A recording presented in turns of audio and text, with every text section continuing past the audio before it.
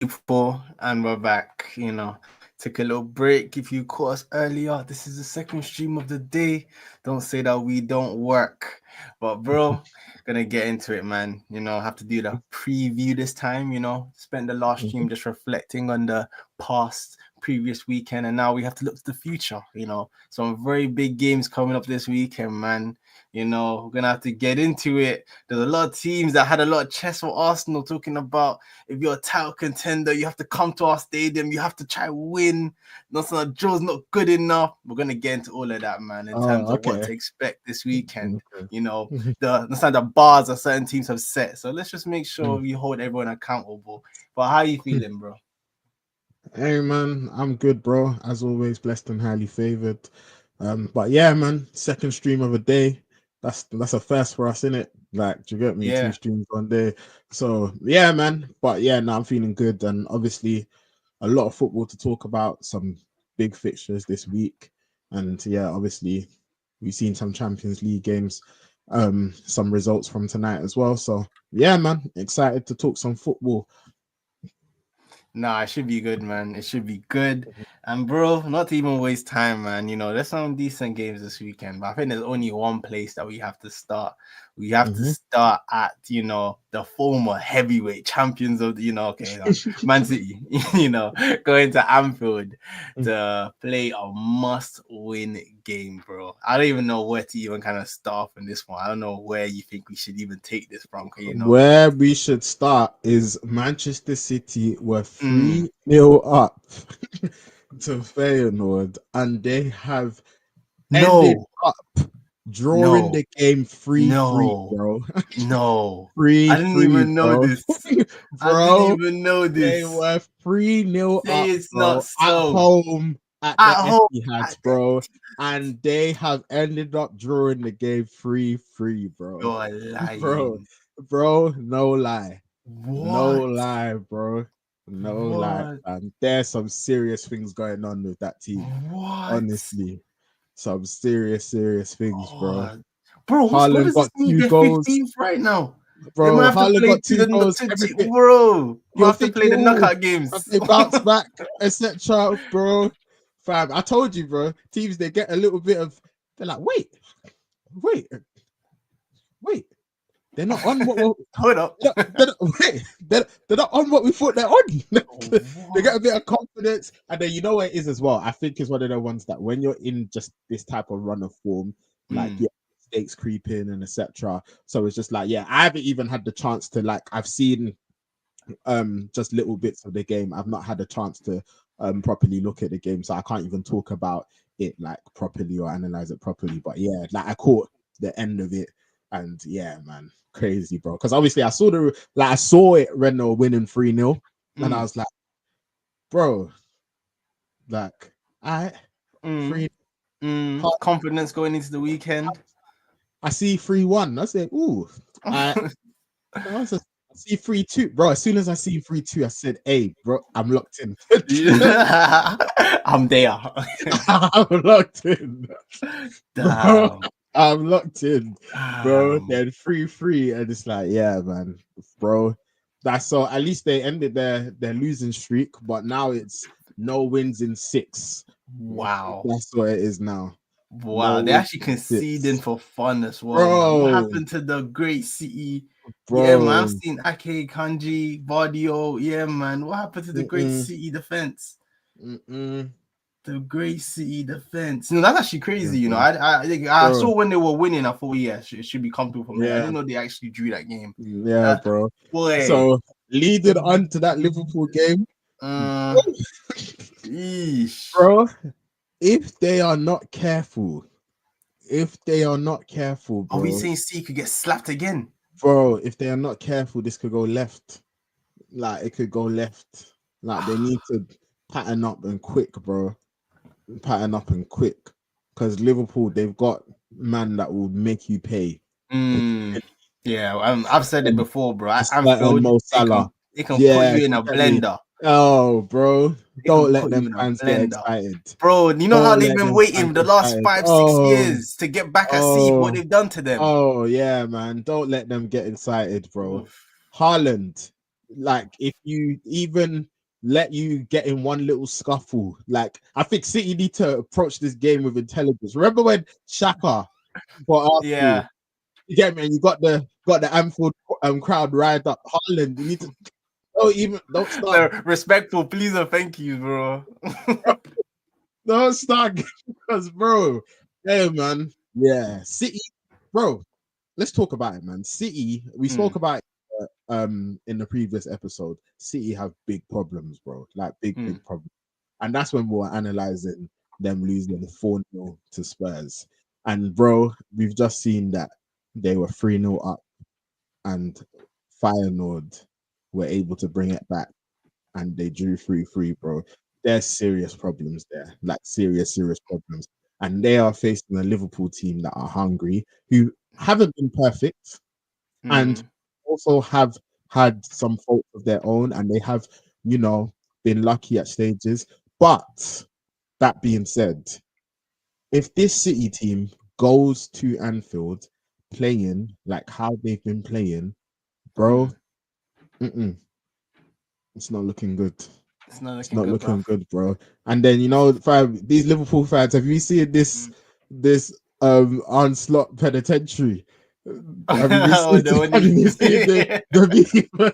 They're gonna I've add seen pep it. to it, bro. They're waiting. They're gonna add pep. They're gonna add pep. Yeah, Wendy. Damn. Literally, you know what's so funny, bro? When you were talking about City and you're like, where do we even start? I thought you'd No, seen I the didn't even result. know I that. never. Yeah, Nah. bro.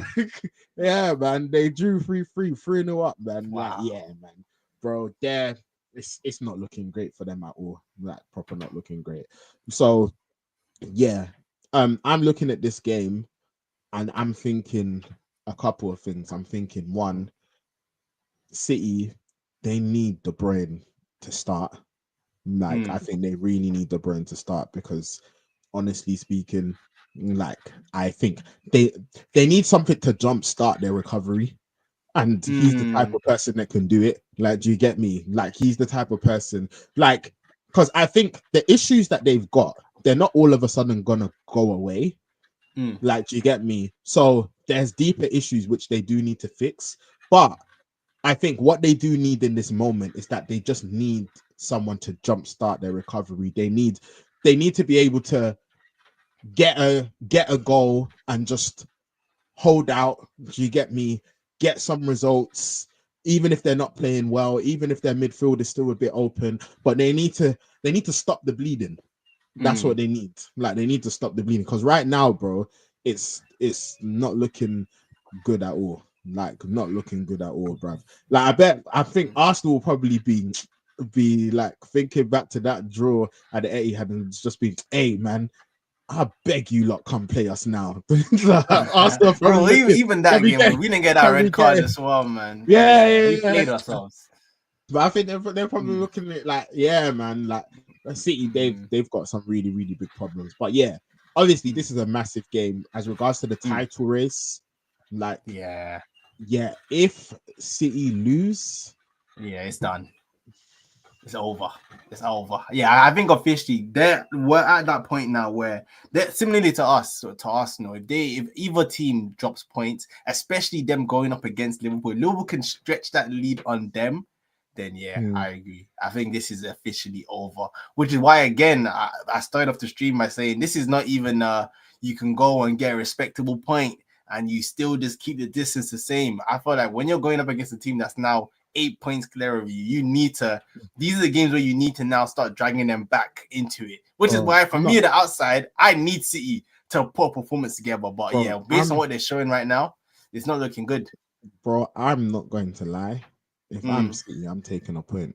you're taking a point. If I'm City, I'm taking a point. I'm keeping it at Mm, 8 points, and I'm saying, all right, cool. Like, we'll take the live to point at fight another Anfield, day. and then yeah, we start trying to get some sort of a run going, bro. Like, if I'm City, I'm taking a point. I won't even lie. Like, yeah, with Really. their current Mm. circumstances, bro, I'll take it. Nah, their current circumstances are Yeah, crazy. I would It take is it. crazy. But knowing I Pep would though, take it. Is Pep ever gonna go to No, Anfield no, and that's try to take a different. point? Yeah, that's Yeah. different. Yeah, that's different. I don't think it was set up like that. But yeah, like if I was a City fan, I would definitely take a point right now. Nah, I So can't say wait, so do on you, a okay, on so a that said though, on a normal day, I mean, on a normal mm, season, most teams will take a point at Anfield. Like mm. so, yeah. Like, but when you're looking at City's form, when you're looking at Liverpool's form, like, yeah, man. Like right now, So you need. do you think right now Liverpool fans are licking their lips at this game, or do you think they're still worried about what City can?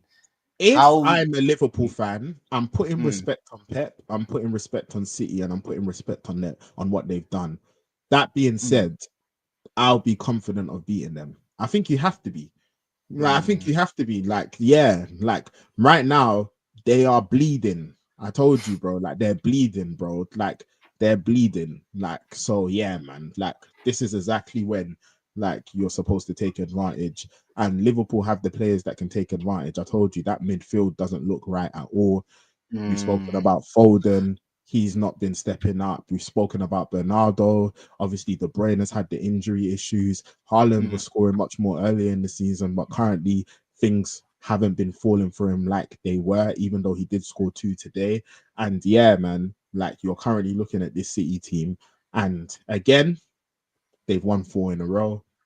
They've won title after title. They won a treble in 2023. So mm, this City team was well accomplished. Like, if the season doesn't go exactly how they wanted it to, like, there's only so much you can go get onto them. That being said, though, we can only deal with the here and now. Like, mm. and we can. This isn't a conversation about, oh, you know what, like, what does this mean for Pep? Or what do you get me? Like, yeah, City, Pep's done what he's done. City have done what they've done. But yeah, this season it's not looking great at all, man. Like Yeah. they need to be careful.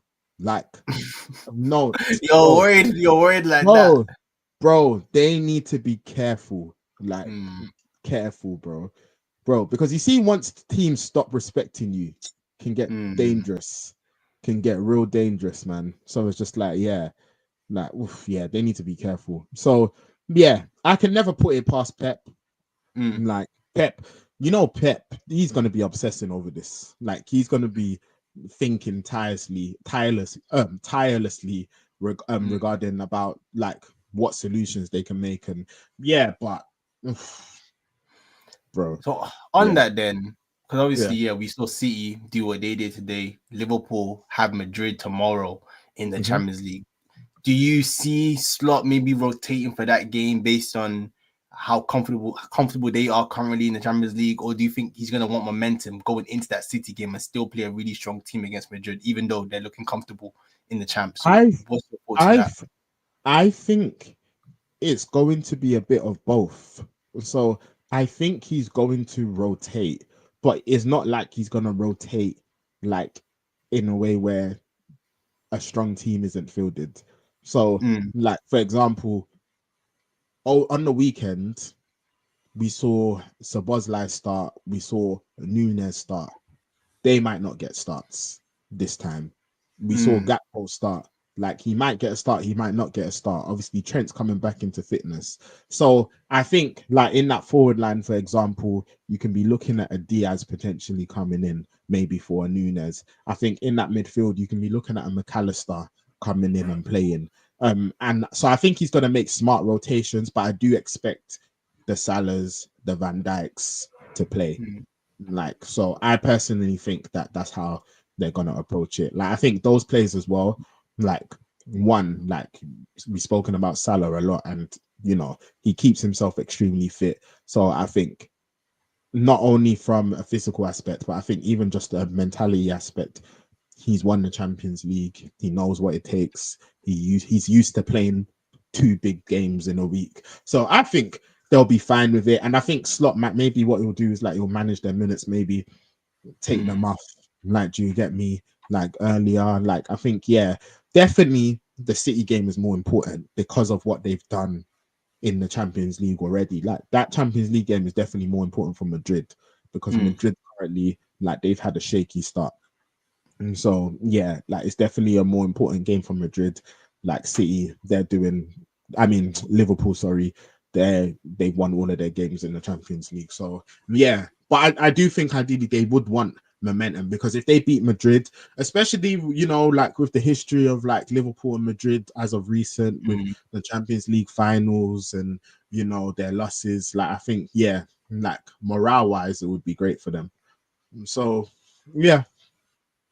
I know that's fair, and no, I agree. I think he will rotate in a sensible way, and I think like a lot of these elite managers always say, the likes of the Salahs and the Van Dijks, you play 2 games a week when you're that good. That there's no rotating you. You just come and you perform, and that's what these guys do week in week out. So I expect them to do the same in that regard. But bro, I'm still, I feel like I'm still so torn when it comes to City, where their reputation is still so big, where I'm still like, all with signs point to Liverpool, the form they're in, they should really deal with them at home. But I'm still like, bro, Haaland, this guy too, man, he hasn't been clinical recently. If he's clinical as well in this game, they're gonna make chances. It's also not like Liverpool don't give anything up as well. Like I would say, even watching the last game, I think Konate, he was very, very shaky against Southampton. If he has that kind of game against the likes of like a Haaland, I think they can definitely hurt them in that regard. But I think the big issue overall, he's been brilliant this season, though. No, he has been. He's been really good this season. But I'm saying the last game, I don't think he was good against Southampton. So again, that type of game again,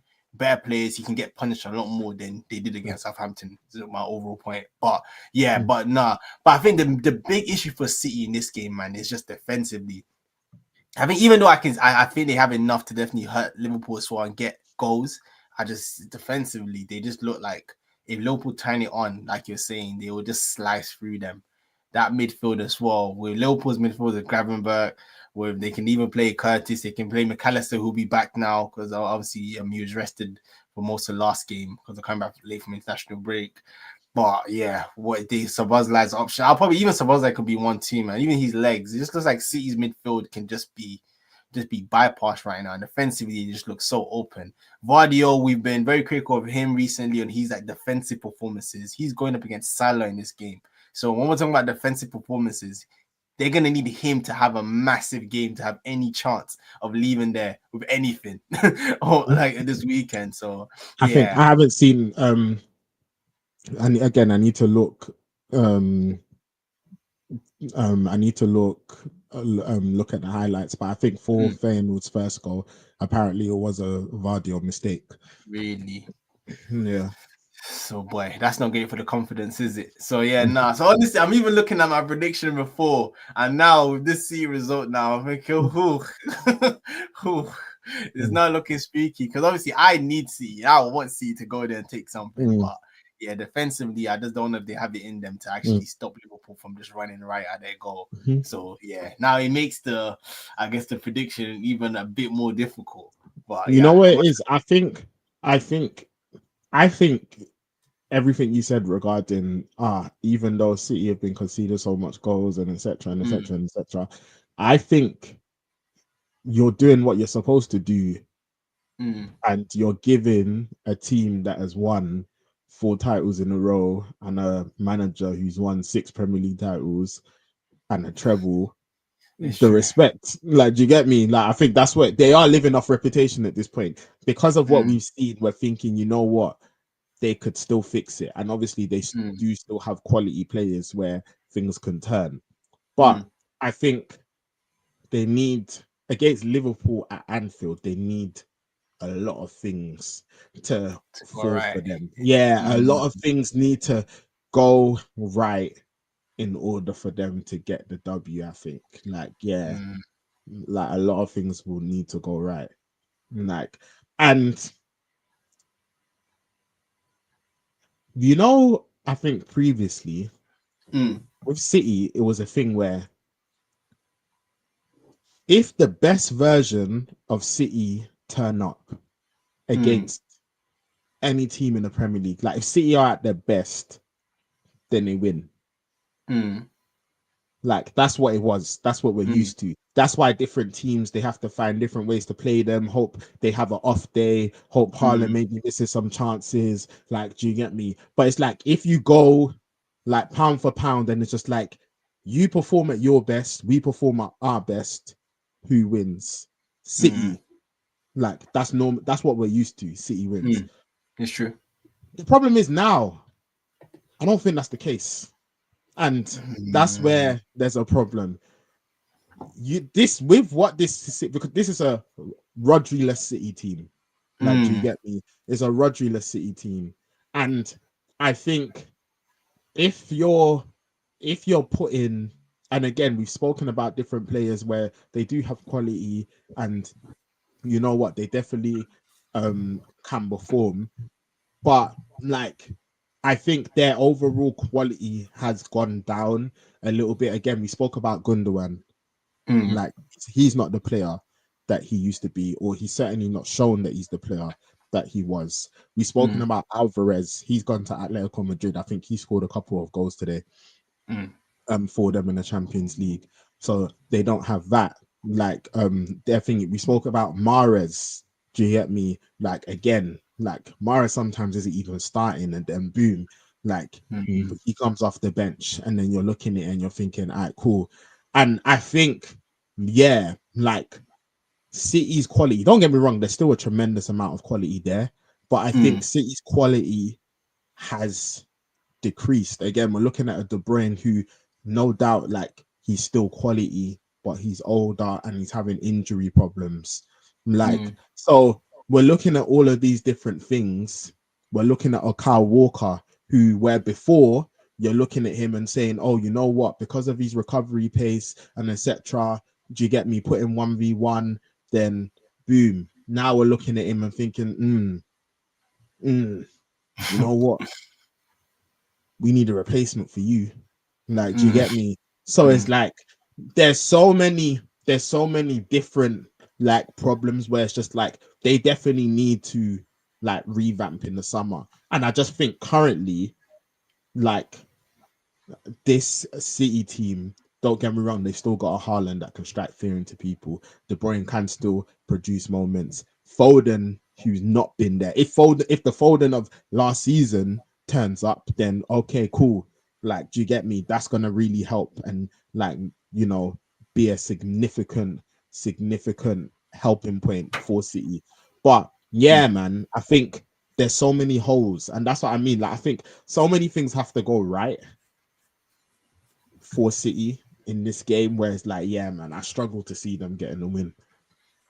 Yeah, and it's still not great too. Because even checking today that Diaz on the bench didn't come on at all. So again, I'm not Yeah. sure what that means for his fitness. Because I think my big concern for them is defensively, man. I like you said, the brain might come in and maybe that might give them the extra edge they need going forward with the Haaland to maybe give him that extra chance that maybe he needs to get those extra goals that he's maybe missing right now. But I think Mhm. defensively as well, something big needs to change in that regard because they just Mm. look like kind of when you said like the City downfall has been coming like from the beginning of the season, you could just see it. And it was so Mhm. true. We were talking about it since probably the first game where or not probably after the Chelsea game where it's just like a see you're winning, see you're getting points, but even on the transition, they just look like they can always be got at. They always Mhm. look vulnerable, and it's just progressively got worse now as time has gone on. And I feel like now they're not getting away with it, and now Mm. their performances are actually resulting in, I guess, it's coming to basically the chickens are coming home to roost basically based on how they've Mm. been performing, and it looks like that's where they're currently at. So yeah, bro, I think this game it's not looking good. It's not looking good. But hey, man, City, please rise. Pep, tell them what you need to tell them. I'm so curious to see what he's gonna say after this game against Feyenoord. Because boy, I'm sure he's pissed. But yeah, please, man, show us that you're the goat. Show us, man, because we need City to go on D side. That's why I'm so conflicted. I've never wanted City to get a win so badly, but I'm just Question. not sure if I see it. Question God. for you now, then, as an Mm, Arsenal fan, just so we can link certain things when we're talking about this title race. mm. Are Liverpool now your priority? Are they now the main threat? Oh yeah, they are. Okay. They Okay. are. Cool. They are. Cool. They are. Mm. They definitely are. Because exactly. Like with City right now, until they can things can change Mhm. in one game week. Like when they also said Mm. here to you, like let's not Mm. speak too soon as well. Like these lot can turn Yeah, a corner, man. and That's it's why I true, said man. they've earned They, their respect. they They've have earned the their quality. respect. Yeah, They they've have the earned their quality, respect. so it wouldn't also be shocking. But I think as of the here and now, they just don't What look I like they will, have that what run I of will games in say them. is, if Mm, Pep does that, if mm, Pep turns this round, Oh, right now when they wins go the win. league.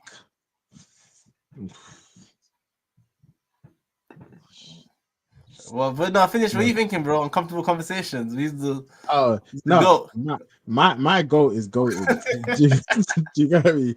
Do you get me? My goat is goated. Hey, bro, be But honest. Speak your it's truth. nah, bro. Nah, But nah, you know nah. what it is, yeah. Just Mm, can we very quickly? I don't want to detail, but can we very go on. quickly?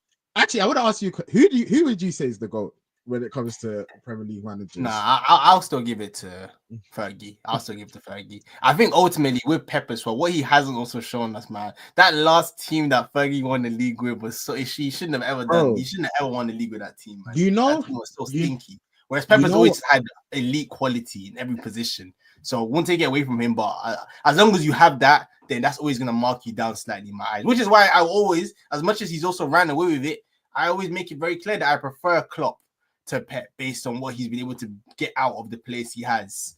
Like, Mm. regardless of how successful Pep has been. So, but yeah, that's why he always find it difficult, in my opinion, to ever kind of beat those allegations until he's able to do it with a team that's just not as good pound for pound than the rest of the league. Well, go on. I think with Pep, obviously incredible manager. Like, do you get me? And you definitely can't, money or no money, like you can't look down on what he's achieved. Like he's achieved incredible things. Like 100% one of the greatest managers that we've ever seen.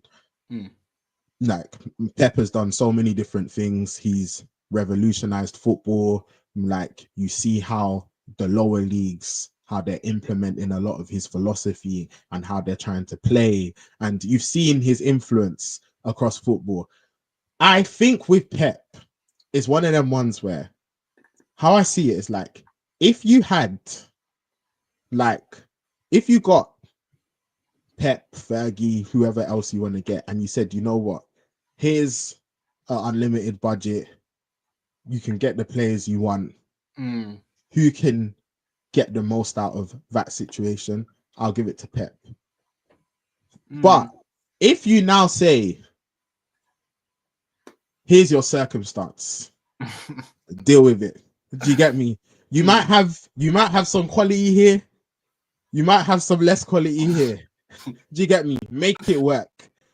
I think that's where, in my eyes, Pep, he doesn't cut it in comparison to a Ferguson.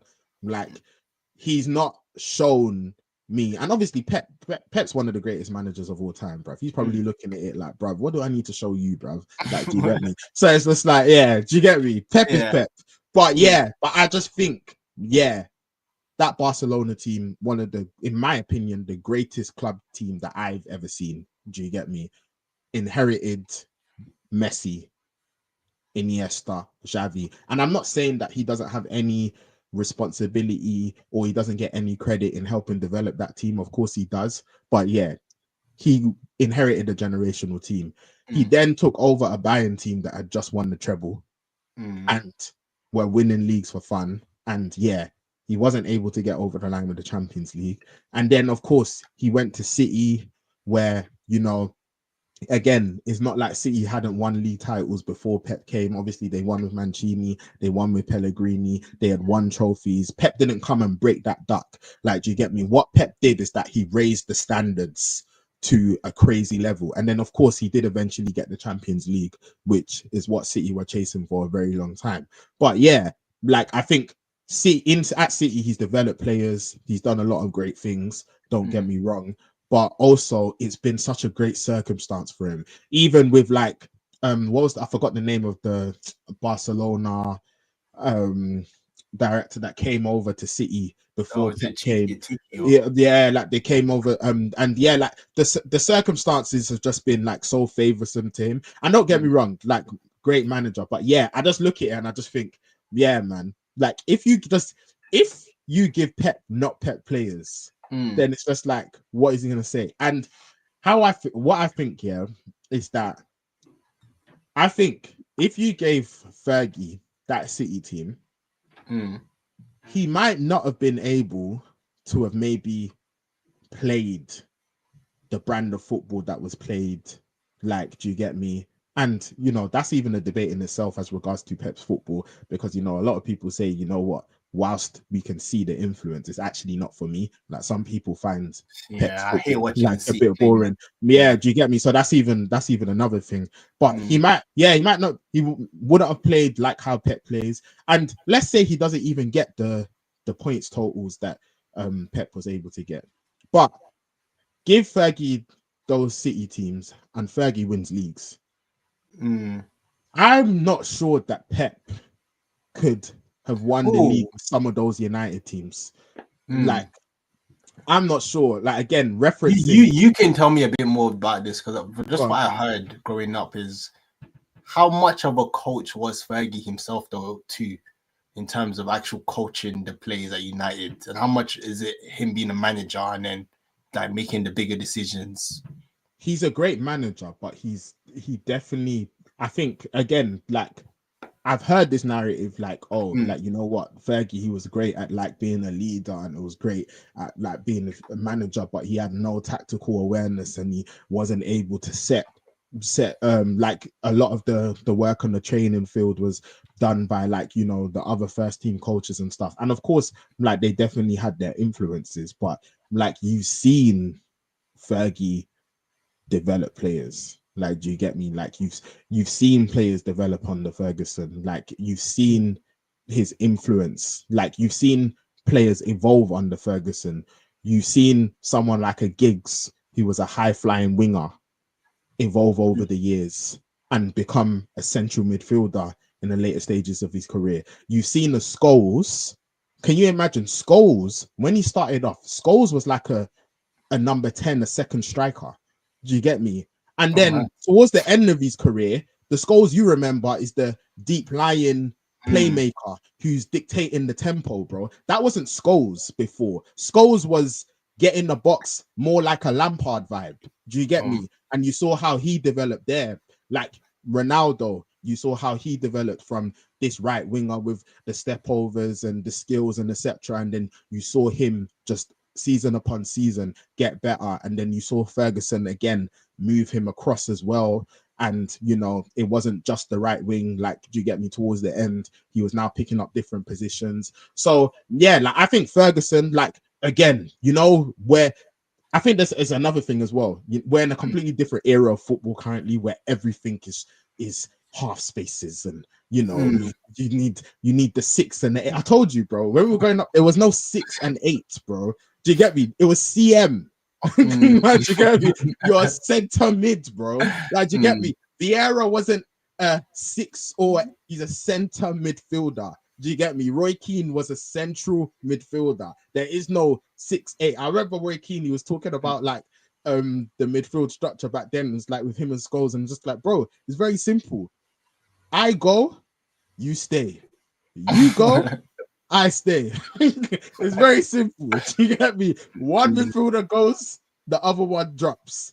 One drops, the other one goes. So loads of things have evolved and changed. But yeah, like me personally, I just think, yeah, like what Ferguson was able to do with some of those United teams, I don't think Pep could do it.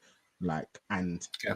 again, when we're even talking about like Aberdeen and what he did there, like I just think, yeah, like, and I think that's the thing. Like you mentioned Klopp, like again, Mm. like I think there's certain things. Don't get me wrong, Pep is goated. Do you get me? But Mm. even when you're looking like a Mourinho, like yeah, like Mourinho winning the treble with that Inter Milan team and winning the Champions League with that Porto team. Like, do you get me? Like, I think that's Mourinho's, like, when you're talking about his CV and what he can bring to the table, like Mm. that's like things that you use for his managerial credit. Like, yeah, Mm. Mourinho, prime Mourinho, that he can get a team and he can set them up in a way where, fam, this team should not be winning what they're winning, and look at what they're Mm. doing. So yeah, man. Interesting conversation. Do you get me? With me, obviously, Yeah. it's like I don't really what Pep would need to. I'm biased anyway because Fergie's Fergie, Mm. but also I think as regards to what you were saying, what Pep would kind of need to do to kind of like get over that hump of like Mm. what, and again, who cares what we think? Do you get me? Mm. But like that thing of like, oh, can you develop a certain team? I don't think that circumstance is ever gonna arise. Do you get me? To Like, give him a little bit of you get credit, me? though, Go we on. could be on the precipice of he also needs to reinvent the City team as well now. And it's gonna be Yeah, interesting to no, see this journey in terms that's of why. City now or yeah. That's why I said that's why I was even saying it's like if Pep's able to figure this out, then like I'm Mm, going to give him credit. Like I'm definitely going mm. to give him credit. But yeah, bro. This is definitely a conversation that I think would be interesting for like another vid. But yeah, let's Yep, not yep, sway yep. too Nah, much too yeah, much yeah. away. But yeah, man, City, Anfield. It's not looking great, man. What are we saying for Boy, predictions? Do you want to go first? Or do you want me to go first? yeah, I'll go first in this one. You can go first in the Okay. next one. But yeah, again, man, this is a hopium one, man. This is what I went for initially, and then this result today has spooked me a little bit. If I'm being honest, Mm, now I'm a bit worried, but I'm gonna mm, go for a 2-2. I'm gonna mm, go for a 2-2. I don't think City can go there and take all 3 points, but I think they can possibly leave with at least a point, and that's what I need to. But if Liverpool now go mhm, beat City, then boy, the number of games that they have on the horizon that they can drop points on is starting to dwindle. So yeah, I'm mm, gonna go 2-2. But I know it's a tough ask based on where we are right now. But let's see what City can do. What are you mhm. thinking about this game? I'm gonna go 2-1 Liverpool. 2-1. Yeah, I think that's a fair result. Mm, Fair result. So yeah, we'll see what the mentality monsters, City have in store for us. Because I'm sure they're not going to be happy with 2-2. Like they've told us numerous times, you go to your rivals and you win. So it doesn't matter what your mm, circumstances are. Doesn't matter whether they're better than you or not. You go there and you win. So let's see, man. Spurs, they've shown us how it's done. So I want City fans to also show us how it's done. Let's see what happens this weekend. We'll be there. So yeah, that's the first game that we had to get into, and then yeah, I think it will be good to transition to the other Manchester side next because we saw Amarim take charge of his first game over the weekend against Ipswich, which yeah, we got into in the previous stream. Definitely check that out if you're watching this and you haven't watched that one. But yeah, bro, this one I was kind of just more interested as well to kind of get your thoughts on based mhm. on that game. Is there any kind of standout changes you think he might make based on what he's learned so far? Or is it still just too early? Not really sure how he's gonna react to that Ipswich game. Now, what are you thinking of this one against Everton? Yeah, I United think Everton. it's I think it's a little bit too early. Obviously this is a game I'm going to, so I'll be there at Old Trafford. So Mm, yeah, like it will be good to see things like in person and to like have a proper look at the 3-4-3 system. Yeah, like live in the flesh. But mm, yeah, as regards to personnel, I'm not sure, man. Like I think maybe we might see him try some new things in the Europa League game ahead of that, mm. and then depending on maybe some performances there, I don't know if that might influence his starting lineup as well. So yeah, right now I think it's too early. Like yeah, I can't really say what he's going to do. Like yeah, so yeah, we'll see, man. Okay, We'll no, see. that's fair. That's fair. And yeah, Mhm, I guess we'll learn a lot more as we see what choices he mhm, makes over the coming game weeks. But yeah, bro, what you telling me about this game? Talk to me. How you feeling? Off the back of that Ipswich game, Everton. We've mhm, spoken about Dyche and his sturdy defense, and you mhm, guys and United's impotent attack. So mhm. which one is gonna come out on top? What are you thinking in this game? Yeah, man. I think this is going to be an interesting test because, yeah, Everton defensively, they've definitely like improved over the season. Like, I know earlier on things were shaky, but yeah, as of recent, like they've been conceding very few goals. And Mm, yeah, we know how Dyche can set a team up. And Everton, they're going to be tough to break down. And then I think this is where really patterns of play and creativity are essential. And I think Amarim's going to find out more about his players. He's going to find out more about who can adapt to this system. Um, and yeah, I definitely don't think this is going to be an easy game at all. I don't think it'll mm, be an easy game at all. Yeah, especially after watching Ipswich, and I think yeah, like we have got a lot of work to do. A mm, lot of work to do. So yeah, it would be very interesting to see whether like Ahmad continues in the wing back role.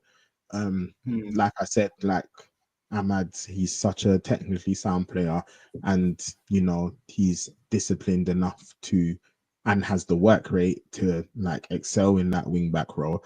But as I said before, the Ipswich game and when Amarim was appointed, I would love to see Ahmad in one of those 210 positions. So yeah, it'll be interesting to see if Ahmad continues in a wing back role or whether Mm, he's able to move further forward.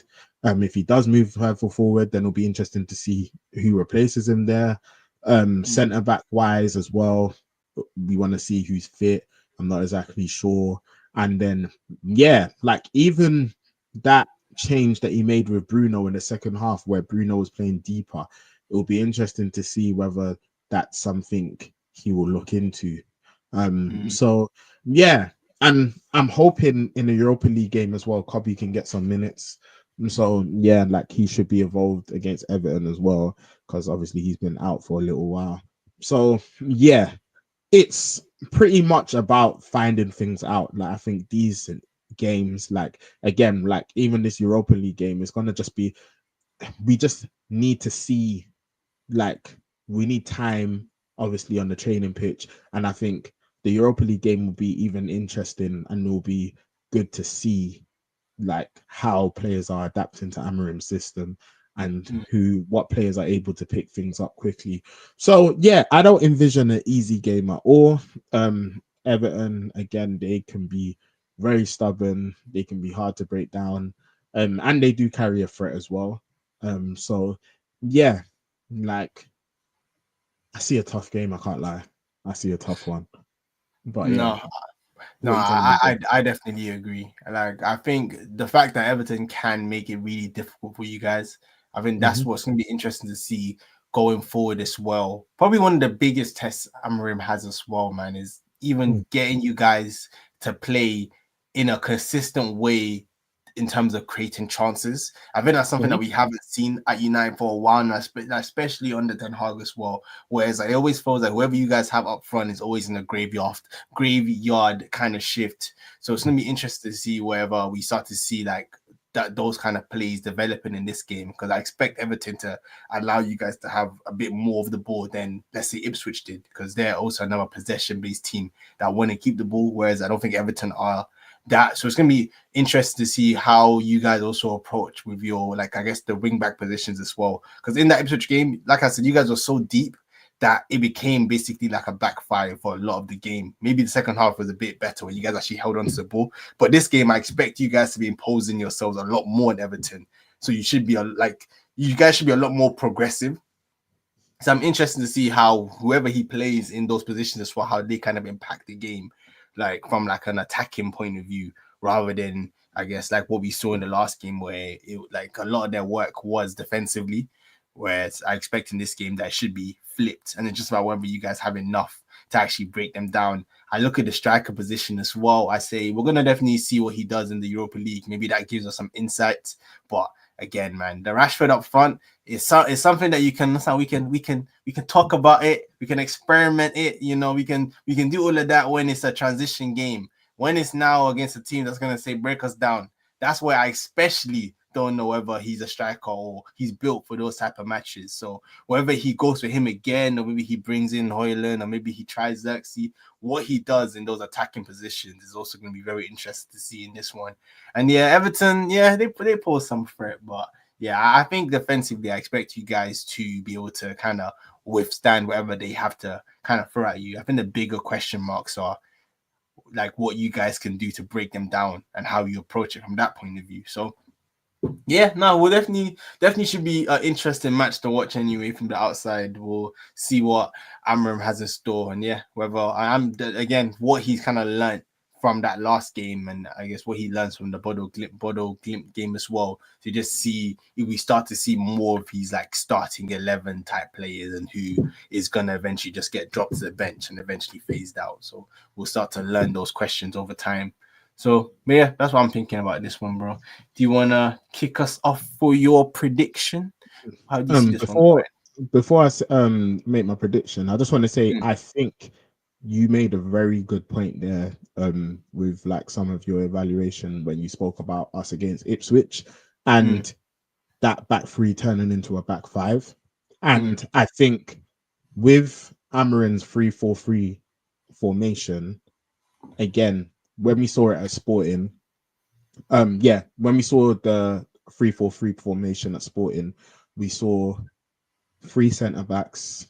We saw the middle centre back progress up the pitch, come into midfield. We saw the goalkeeper almost act as the third centre back. We saw the wing backs push up high, and we saw a team with high intensity who had a lot of possession and were pressing aggressively and were controlling football matches. And again, to install that system, to make sure that you've got the net players one trained and used to the system will take time, but also you also need a couple of windows to bring in players that can come and like influence play in the system that you would want, that you know they're specialists. And I think that we are going to need to see us have more control, because like you said, if we don't have control, then it is going to turn into a back five, and those wing backs are going to get pinged back. Like, do you get me? And then all of a sudden, something that can be a very attacking formation can turn into quite a defensive formation very quickly. And I think that's the really interesting thing about the 3-4-3, because the 3-4-3 can be a very progressive formation. It can be very attacking. Again, sometimes there's connotations that, oh, it's negative. No, it doesn't need to be. If you saw how Amorim utilized it in Sporting, it was extremely attacking. Like I said, the three centre backs, the middle centre back progressing into midfield, the goalkeeper acting as a third centre back, the wing backs bombing up the pitch. Like, it was a high intensity formation that was really effective. They were controlling football games.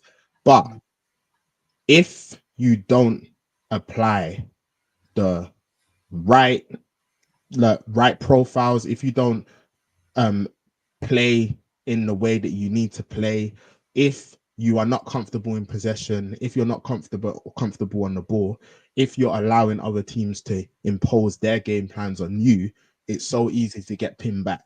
And then now again, you're now defending in the back five, and now you're finding trouble. So yeah, like, I think it's going to be interesting. It's going to take some time.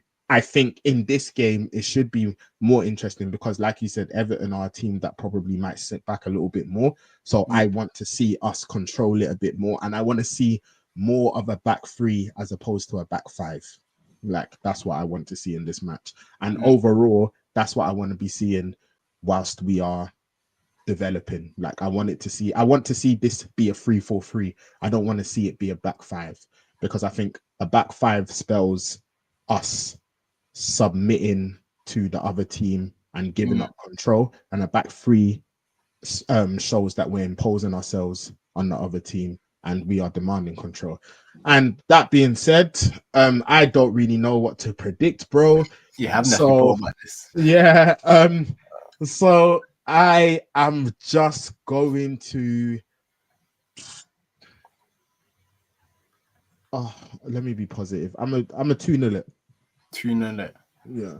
All right, cool. I think from that I'm gonna go Everton. Nah, I'm gonna 2-0 it as well. I was thinking to maybe be different, but nah, I don't trust Everton. I don't trust them at all. So yeah, I'm gonna go 2-0 to United as well in this game. I mean, Everton, they haven't scored in their last two games either. So I think that's a pretty good shout. And the form that Onana's in as well. Probably what's happening with Martinez? I was gonna ask you about that. Do you know what his fitness situation is saying?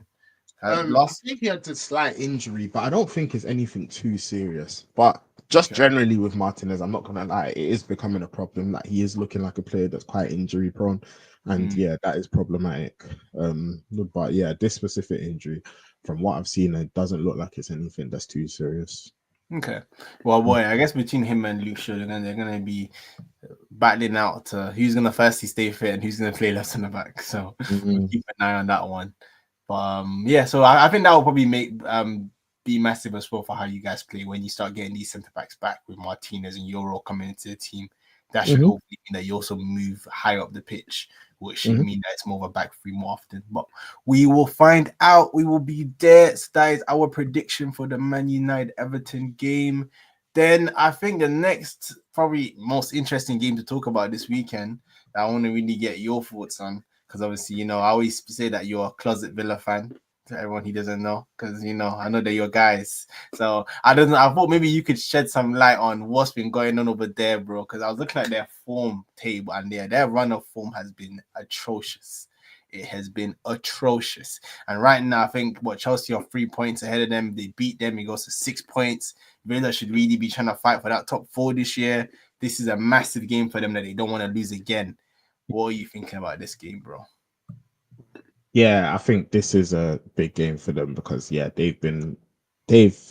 currently in a bad run of form. I think they started the season off quite well, and obviously in the Champions League they've still like had quite good results. Obviously, I think they've won all their games except one, the last match, and they've got a big match midweek. I think they've got Juve tomorrow, so obviously that's big because I think obviously whilst they've been doing well, I think they would want to qualify ideally, especially with the start they've had in that top 8.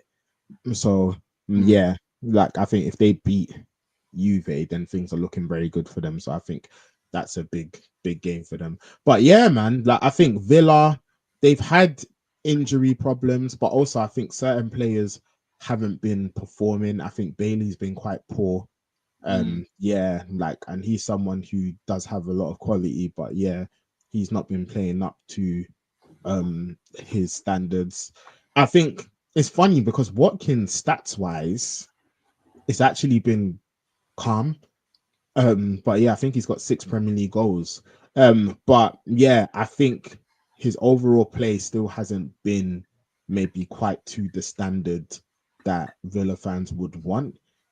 So yeah, I think they're currently going through like some issues. I think again, when we're talking about managers and top managers, like if you want to be known as a top manager in circumstances like this, you've got to start figuring things out. So I think Emery has got to look at the team and he's got to try and maybe set Villa up in a way where they can, especially like in the transition, be less vulnerable because they are getting hit up on the transition Bro, I against was even at Palace Liverpool. game. Yeah, Yeah. against Liverpool, they were Yo, getting hit up in that Palace yo, game. They were getting hit yeah. up.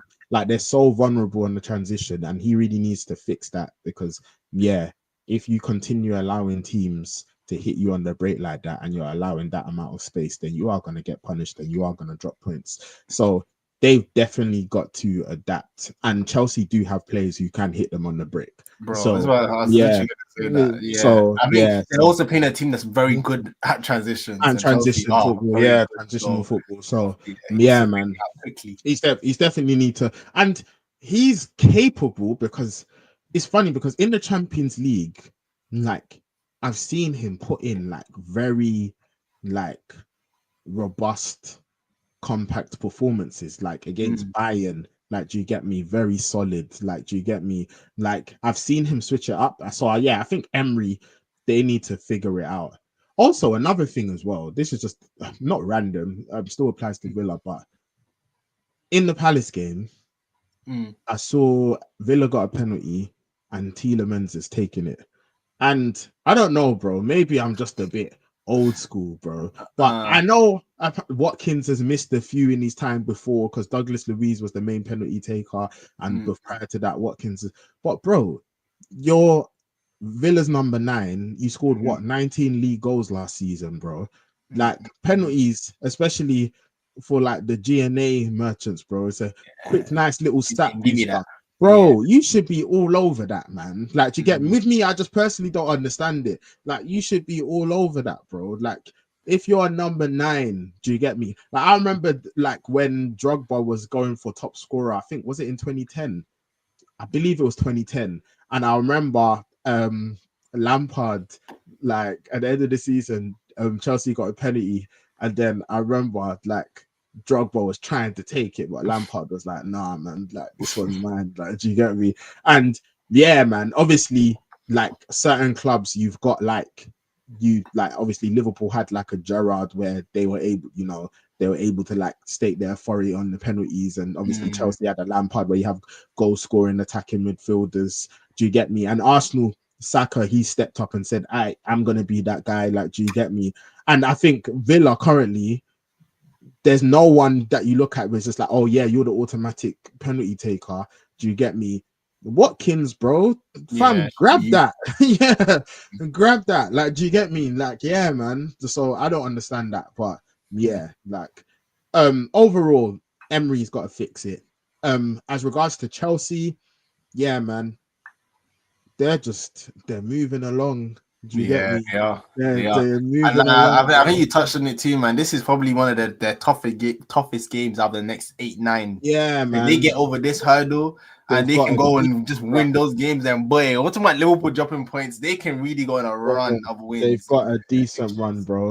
bro. So it's just like, yeah, I think the big ones is they've got Villa, and then in a couple of weeks they got Spurs away, which is going to be massive because you know what that game means Bro, I told you. I to think they hate each Chelsea other and more. Spurs, Yeah, bro. So yeah. yeah, that's going to be big. But yeah, I think there's a lot of other games in and around that period that are on paper winnable. But obviously, the Mm, Premier League's the Premier League. We saw what happened with Liverpool and Southampton. Thought that would be a light 3-0. It definitely wasn't. So bro. yeah, but yeah, Chelsea, they've got Mm, they've got things going. I think Palmer has been like not as sharp as he mm, was. Like, and I think, yeah, like I don't think it's anything to worry about. But yeah, like even when you're talking about like the bigger games, Villa are a very good team, and I mm, think yeah, like this is a game where you would want him to like step up and show himself. But yeah, Chelsea overall, man, yeah, like they're doing their thing. I can't lie. So yeah, man, I think this is a really tough game for Villa. Like mm, going away to Stamford Bridge, not easy at all. mm. So yeah. No, no. Honestly, I think I echo pretty much everything that you said. The only thing I'll kind of add onto it too that I'm interested to see in this game is Enzo as well. Both, and I mean both Enzos, because it's all nice coming in against little old Leicester. And so you can come in, do your thing in midfield, get your goal, get an assist. He played well. I'll give it to him. But now we're saying in this Villa game too, is he gonna play him or is he gonna drop him again for Lavia in this type Mm, of game? So this is another one that's gonna be interesting to see what midfield Enzo Maresca actually goes for in this match, whether he feels like cool, they're going to be able to dominate the ball, or they're going to need a bit more steel in there too to kind of counteract what Villa can kind of pose like from their mm, midfield. So I think that's going to be an mm, interesting one to look out for. But yeah, mm, I think right now you have to definitely say that everything kind of favors that Chelsea should have enough to get a win in this one. mm, They've looked really good recently, played really well, and yeah, Villa are just in horrible form. So I don't know if this is going to be the game that they're going to turn it around, but they're going to need to. Let's see, man, because they're going to. I think, like you said, like you were saying with like City earlier. Sometimes you have to first stem the bleeding before you can then try to resurrect yourself. So this might be a stem the bleeding kind of game for Villa, where let's just stop losing games. mm. So, like I know they drew against Palace, but before then it Yeah, was like four fuck, straight losses. yeah. Like so, Mm, overall, I think they just need a positive result, and I think a mm, point away at the way Chelsea are playing right now would be a very good result for them. So let's see mhm, what they can do. And then I was gonna add something else to the but it's escaped my mind now. But yeah, so it's definitely gonna be an interesting match, and we'll see. But if you have nothing else, bro, we can get into predictions for this one. Get into predictions. I'll go first again. I'm really doing all of these live because I didn't yeah, realize I same, actually just did not same. actually think about a lot of Yeah, these same, beforehand. bro. But Literally, I have none of them written down, bro. that's So again with Villa, the Liverpool game. I feel like they showed me a bit more what I wanted to see in terms of like kind of just being more rigid and not just being yeah, open. It was yeah. just a stupid They just got hit on the break. Yeah. getting caught by your own corners, which was just Mhm, childish and stupid. And mhm, again, with this game against Chelsea, I'm like, if they can bring that kind of performance, I think they can make it tough for Chelsea to break them down. But mhm, again, the transitions, are they gonna have enough to withstand that? I'm gonna go 2-1 Chelsea. I don't know why. This is a game usually I might go for a draw, but mhm. the Juventus game midweek as well. It's gonna take a lot of them going away to Stamford Bridge off the back of that. Chelsea can rotate their whole 11 in their Conference League games. So yeah, I think all signs kind of suggest that this should be a Chelsea win. But let's see if Villa can surprise. What do you think with this one, bro? Yeah, man. I wouldn't be surprised if Villa were able to get something out of this game. I am tempted to Mm, go for a draw, but I think I'm gonna match you with the 2-1 Chelsea. I just think, yeah, Chelsea being at home, mm, I think their form, and yeah, like I think Villa, they just need to stop being a bit naive. mm. So yeah, I think I'll just add Chelsea. Hmm. No, I hear it. And I think what I was gonna say earlier is on the Palmer thing. That's again, it's gonna be interesting to see whether, yeah, like you kind of alluded to, is this a game that he's gonna rise in? Because yeah, I think the one thing that these big teams do really well is that, yeah, if you're a danger man, they put more people on you, they make it Mm. much tougher for you. And I think that's where he struggled. As I said it too at the start of the season, I've clocked with Palmer too, man. You start kicking him, he starts dropping deeper. Understand? He's not the same. He's not the same silky Palmer anymore. So again, I know Vanana and who like Villa have a midfield, they're gonna make it really tough for him. So let's see if he Mhm. can kind of respond to that battle and shine in this game. So he's gonna be another one to keep an eye on, see how he Mhm. performs. So yeah, all right. So that should be a good game. We will review that afterwards, and then the next game, if that's everything from you, bro, on that Mhm. game. The next game that I thought will be interesting to get into is West Ham versus Arsenal. You know, on this one, if I'm being honest, I'm a little bit more worried now after West Ham. They've got their win Mhm. against Newcastle. They're probably more confident now. London Derby, they're gonna be excited. The fans are gonna be thinking, "Who is Declan gonna Rice. start?" Declan Rice, yeah, they're gonna be on him. But I don't even know if at this point he's even gonna start because yeah, right Mm. now it's looking the midfield places, man. Because yeah, Partey, everything he's actually playing very well right now. Even today in our game today, he played a couple of really nice passes, and he's just looking really good in that sixth position. So I think Rice is gonna struggle to get that back. And I'm not a big fan of Rice in this eight, man. I know Arteta's he's trying to run this, but I've seen it enough times now, man, where I'm So not a who do fan. you go with? Party, Marino, and Odegaard. Yeah, I think that's what I'm doing. I Are think you a that's Marino fan? I'm not a. I think I'm a Marino potential fan. Okay.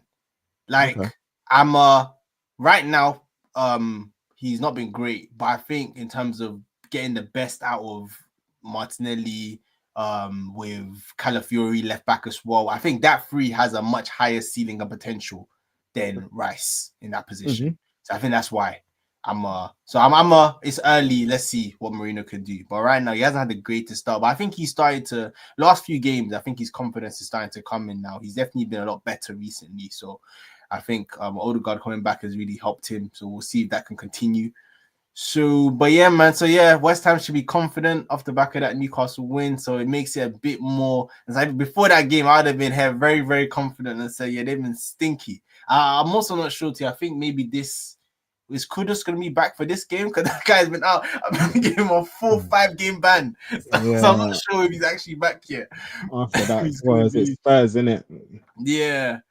So I'm not sure if you can check that in the back whether he's gonna be back. I guess Mm. that'll be a factor because even the Newcastle game, as much as West Ham also won that game, I watched it, and I think Newcastle also, if they were stay on side. I think Newcastle had enough chances, basically the point I'm making, to also have Mhm. won that game. But I think West Ham gave a good account of themselves away from home.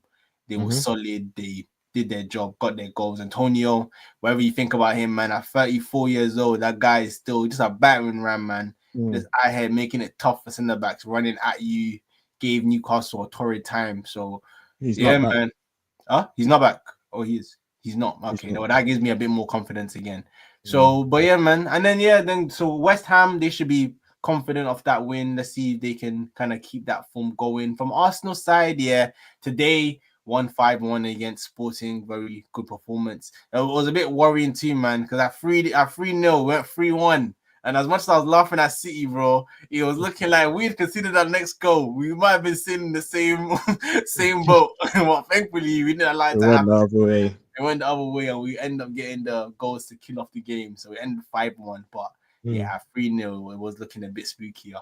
But yeah, man, but I think we're in good form right now. I think we're playing good football. The defense looks a lot more solid again.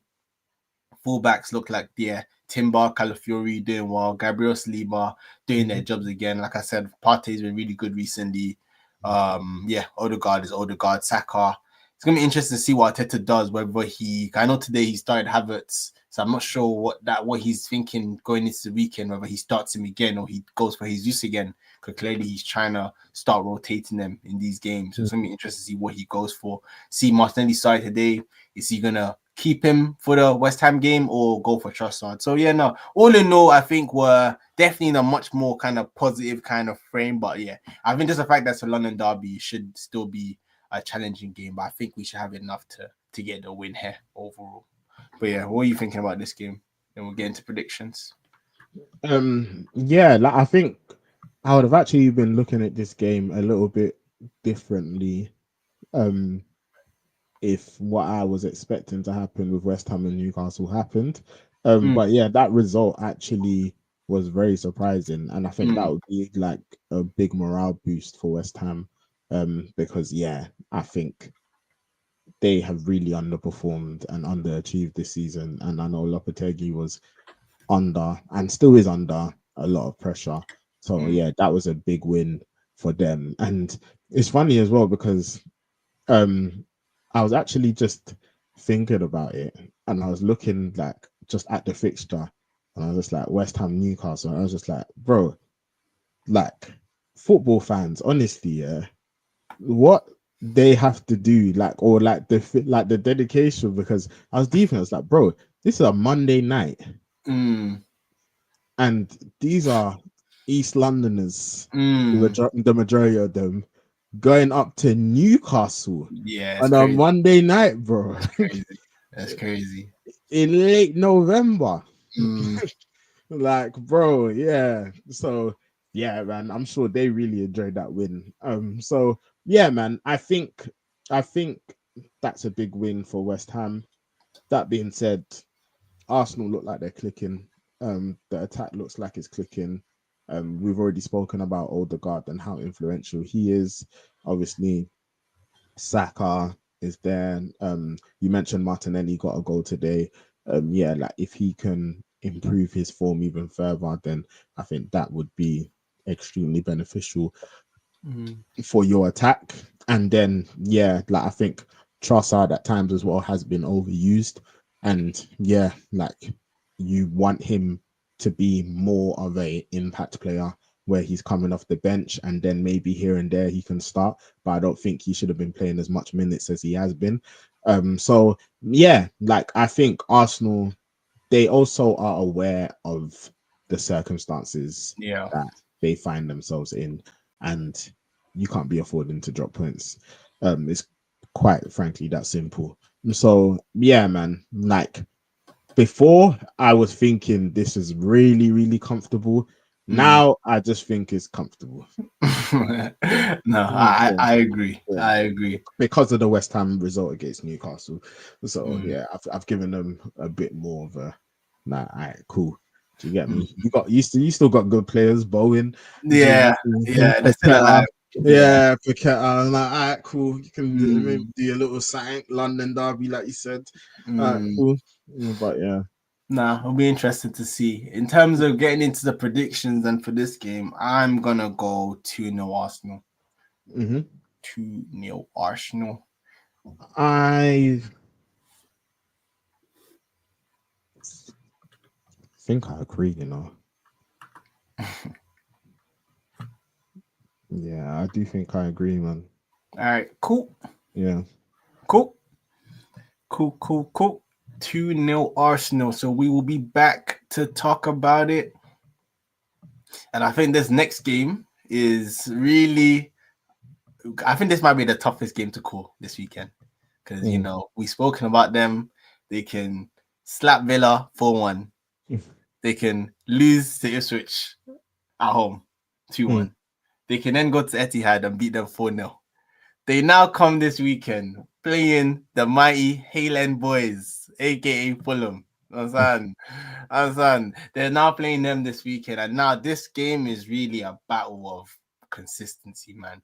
Because I know I've heard, they're getting excuses already. 'Cause I don't know if you saw that Vicario's out for the next few months Yeah, now, yeah, like, yeah. That is which big is for them. massive for them, Yeah, massive for that is them. big for them. To be Because fair. now they're gonna have to bring in Fraser Forster until at Yeah. least January. They're gonna have to definitely, I think, buy a keeper in the winter window because Mm-hmm. I don't think you can really be relying on Fraser for the foreseeable future. So Mm-mm. it's gonna be very tough for them. But yeah, bro, they're playing Fulham this weekend off the back of that. What's it called? Man City win. I hear Vicario's son missing. That's a big blow. But is that enough for you to say that they can get away with not winning this game against Fulham this weekend after what they did to City?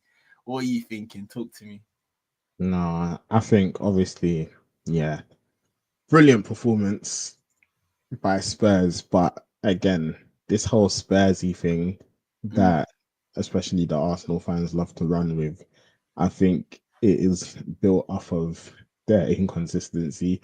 And yeah, like they're such a weird team, and like such a weird team. And Fulham, they're even coming off the back of a bad loss as well. mm, So I'm expecting a response from them because yeah, like they're definitely much better than that result. Um, and yeah, I think they'll be looking to perform better, and their manager, I rate him highly. So I think yeah, he would definitely have been onto his players. um, so yeah, man, I think this is an interesting one. It's going to be interesting to see whether Ange continues with this Madison, Kulu on the right, and then Basuma Sarr midfield, or whether Brennan Johnson comes back into the team, like whether Madison is on the bench. Like it'll be interesting to see how he lines up. Yeah, with those midfield and attacking positions. mm, Yeah, that's going to be interesting to see. Like he might have looked at it and said, you know what, I'm onto something here. Because I know previously it's been a thing where it's just like, oh, you know what, Kulu, like he does his thing centrally. And it's like, yeah, like you don't want him to be like on the right. But I think if you can utilize him in a way where like he's able to like still pick up those central spaces, then yeah, like you may be able to get the best of both. Obviously against City it clicked. mm, Um but yeah, it's not just about it clicking against City. Like it's got to be consistently clicking. So yeah, I'm just gonna have to look at that and figure out what it is that he's trying to do because yeah, man, like Spurs, they need to build off of this. Like I said, like there's absolutely no point winning 4-0 at the Etihad and then just losing against mm, Fulham again. And I mm, think even kind of like it just it takes again, I'm not a Spurs fan, but I can imagine it just takes the joy out of things. Like, do you mm, get me? Because it's like you something happens and it's like you can't even build on mm. momentum. It's like you know the ones where it's just like, oh, I can't even get excited about this. Yeah, Because I, yeah, like that's how it feels like, oh, I can't I even get hear it. excited about this. So yeah, I think it's gonna be it's gonna be an interesting one. Yeah. Um, yeah, because Fulham are a good team as They are. well. They are. So They like just Fulham are definitely they good just for them. got absolutely smashed by Wolves, but Yeah. but no, I agree. I think they definitely have enough to also threaten Spurs as well Mm, defensively. So again, it's really early in the week, so we haven't heard any of the managers' kind of comments and stuff. So it'll be interested to see who comes back for them as well. Whether mm, I think I'm sure probably Van der Ven will probably likely still be out, but maybe Romero mm, because he's one didn't seem as it seemed like he was touch and go for the mm, last game against City, so he might come back in, and then mm, that could help them as well defensively. You know, they did mm, a very good job against City.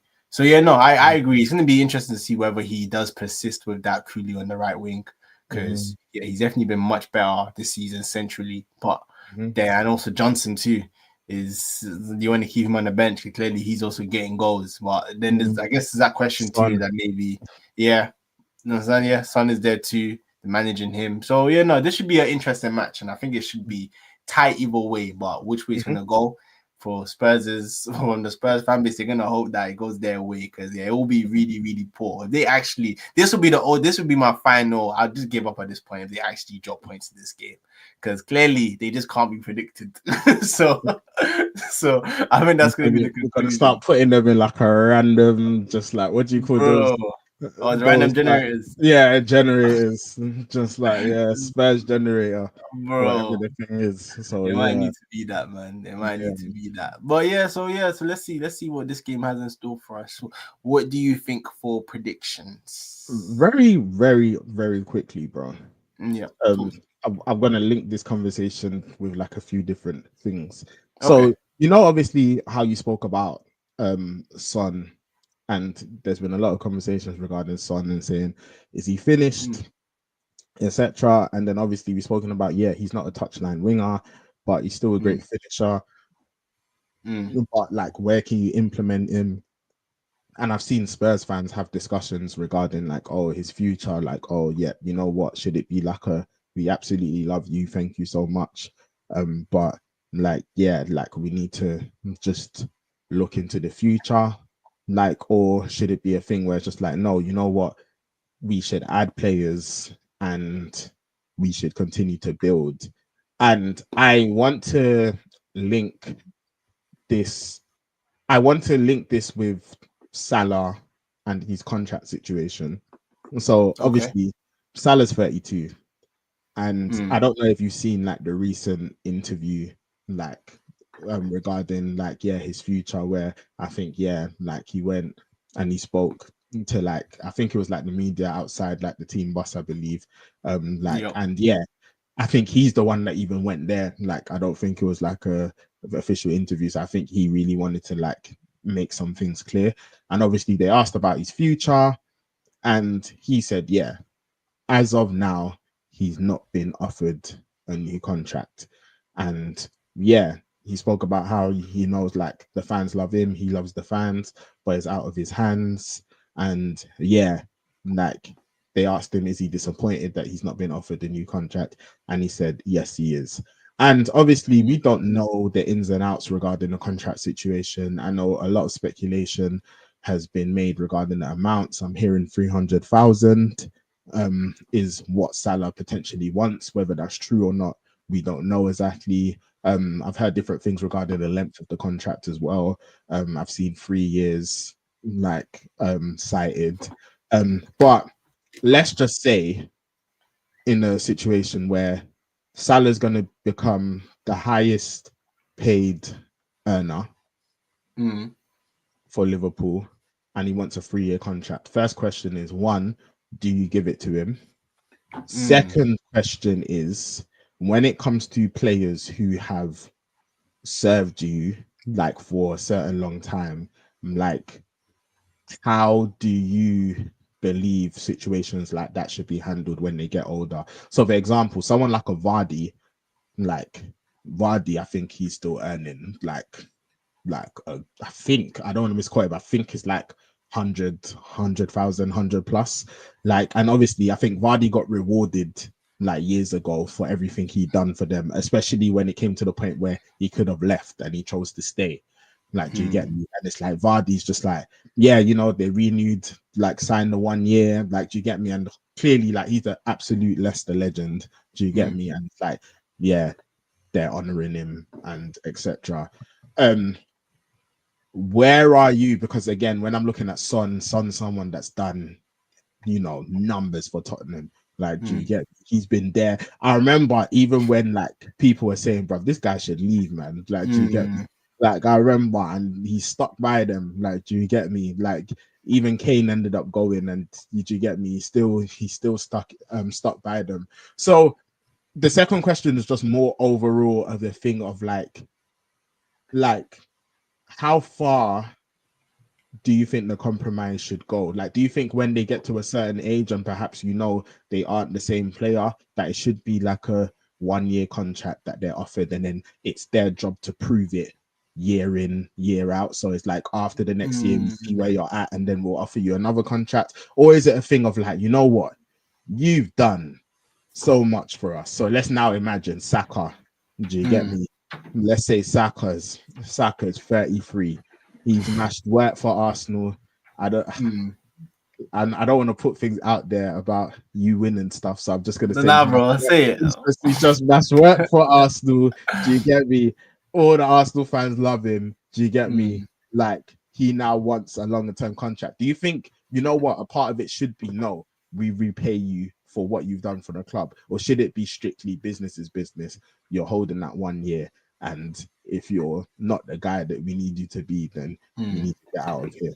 Like, what's your views? So, firstly, with the Salah contract thing Mm. specifically, because I think that's a specific example because he's someone that's performing right now and his Mm. current situation. And secondly, is just more for like a club, clubs. Yeah, when you've got these massive figures who have done so much for your club, like how do you think they should be repaid? Because yeah, it's even funny sometimes I like seeing the conversation regardless of like a son, and it's just like fam, I remember when people said this guy's too good for Spurs, man. Like, do you get me? Mm. He was dragging them out, and do you get me? So yeah, man. Yeah, like what do you think? No, I think it's a very good question. I probably kind of answer both, but I guess kind of firstly, mainly kind of answering the first question, which is Salah's specific example. And I think what makes that one a bit tough is, like you said, we don't have the actual information of like what he's currently being offered, what's going on behind the scenes. But from what I've heard, again, don't know how true it is, that currently he's on like 350K a week, let's say, and I don't know whether he wants more than that or he wants the same. So because we don't know exactly what he's asking for, it's a bit tough. But it is funny though when he comes out and he says stuff like, I'm disappointed. They're not offering me a new contract because like we know they're offering you a new contract. We know they want to keep you. But if they're not giving, if they know, let's say he's saying I want 400, 450. Let's just say he's saying I want 400. And they're like, bro, we can't afford 400. Then they won't put that on the table, but it's not because they're not offering your contract. So you're asking for Or did something. you say he's currently earning 350? That's what I've heard. I don't know how true. We could Okay. probably check down transfer market to be fair. I don't think should probably be there. But I've heard he's around that right now. So that's what makes it again tough where he's now getting a renewal. And I won't be surprised if he's asking for a bit more than that. He might be saying, bro, I'm still a bona fide world-class footballer. So do you give it to him? I think I do, you know. I think I do. I think kind of this is why I say I think I can kind of answer your second question at the same time as well when it comes to, let's say, Salah specifically. I think if I'm looking at you and I say you can still give me another 2-3 years at a high level where even trying to replace you is going to be so difficult, I think then you might say, you know what, the extra wages, I don't want to be paying an old man this money. But clearly, until we have we have someone that can take the baton, we have someone that can kind of lessen the blow of you going, we might have to just firm it and keep paying you because clearly Salah has another 2 years in him, I would say, based on how he's playing right now. He So looks in after that himself very circumstance, well yeah, as well. in that circumstance, I'll definitely lean a lot more to give him the money, man. Because like we said, you have a bona fide world-class footballer. There's not many footballers in the world right now that can do what Salah's doing. What Salah did for them over the weekend, you can try and replace that. You can go pay 50, 60, 70 million for another winger, and they might not give you the output that Salah's currently giving you and could possibly give you for another 2 years. So when I'm looking at someone in Salah's position, I think I would lean to give him the money, man. If you're ambitious as a club and you know, cool, while we have you for the next 2-3 years, let's try and run it up as much as possible. I think the footballing decision is to give him the contract because he's clearly still good enough to take you to where you want to go. Now, when I look at like someone like Son, that's when it's less of like he's still a very good footballer, but it's less of like a bona fide, you're still the guy. So we're gonna give you the contract because you're the guy. I think that's when you then lean more into your like what you've done as a servant to the club. And I think then it needs to be more of a balance. I think giving someone like a Son a 1 year, I think that's still disrespectful. You shouldn't have to like be fighting each year to survive another year. I'll definitely say maybe more like a compromise. You give him like a 2 or something, maybe rather than a 3. You understand? But it can't also just be like, every year, bro, you're fighting. You need to fight for your life. You're fighting to survive. I think that's also disrespectful based on what he's done for the club.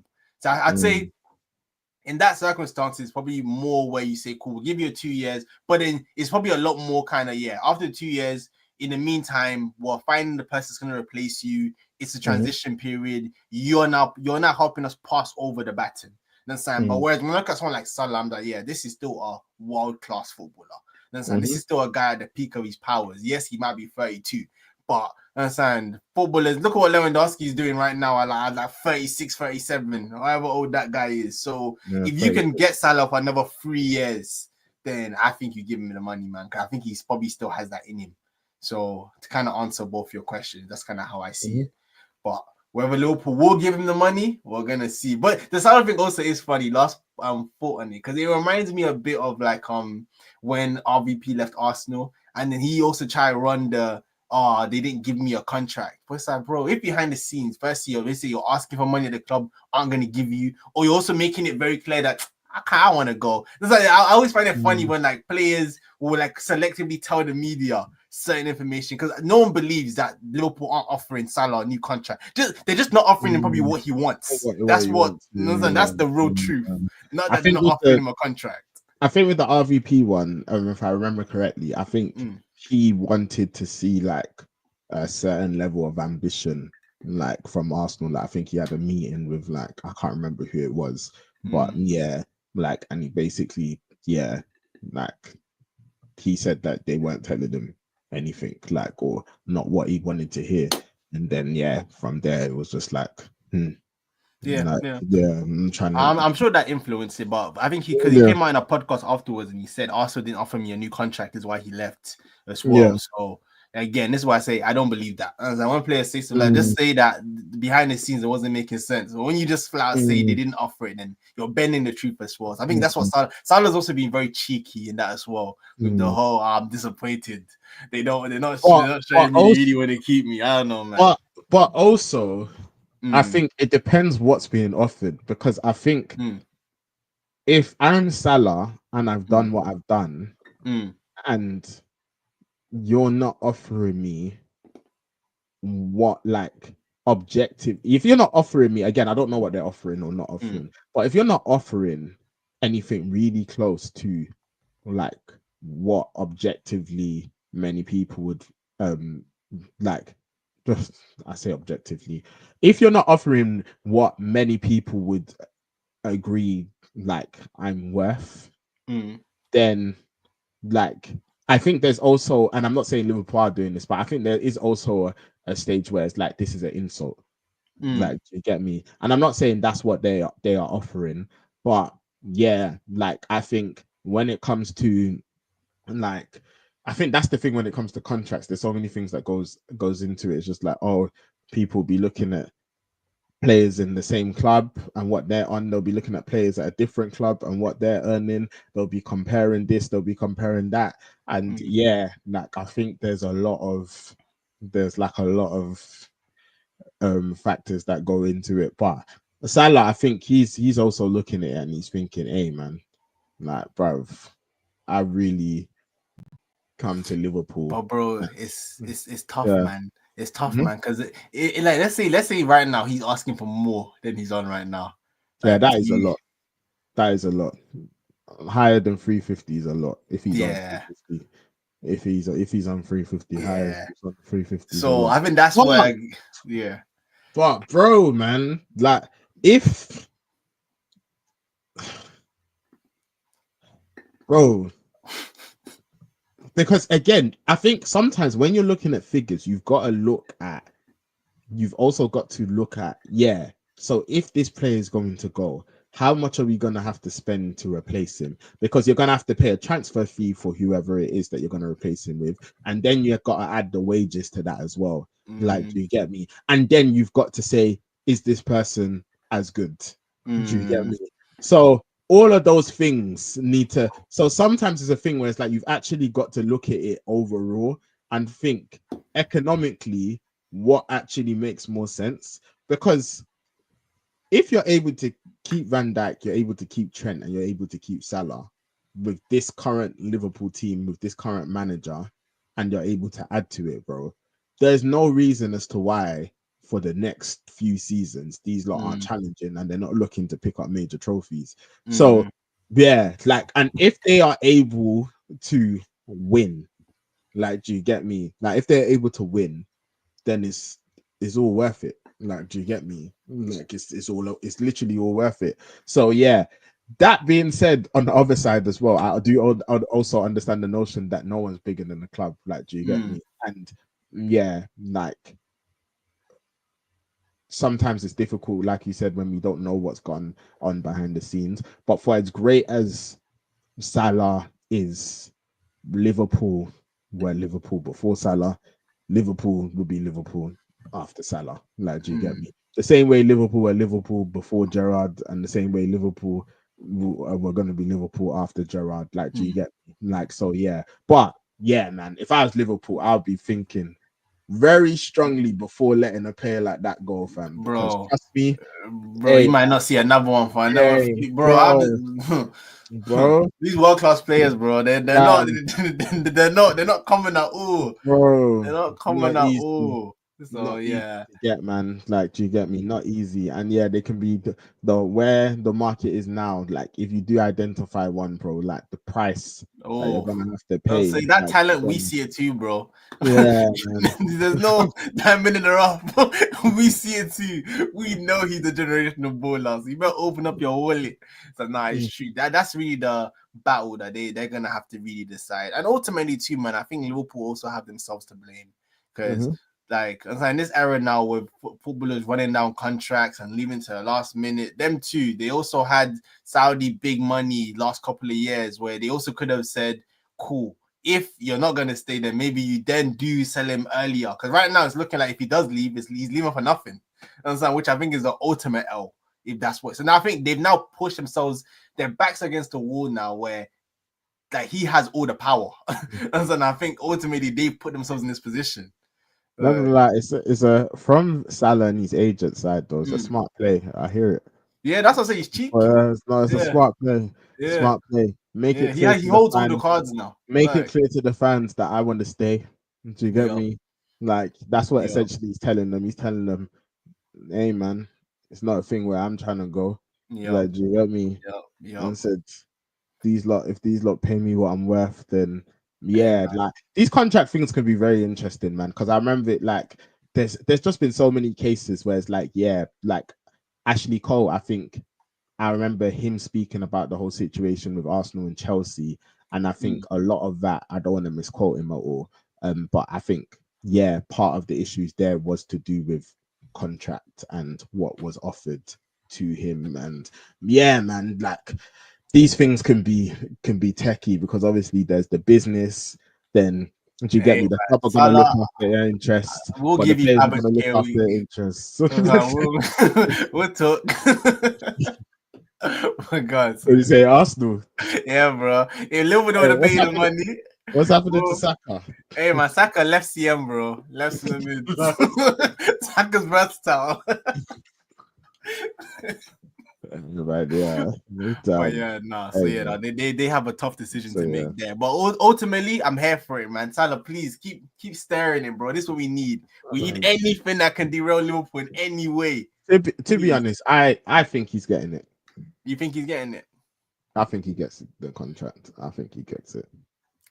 Yeah, I think Okay. he gets it, man. He's you know what it is as well. It's funny as well because week by week he's just increasing his chances, bro.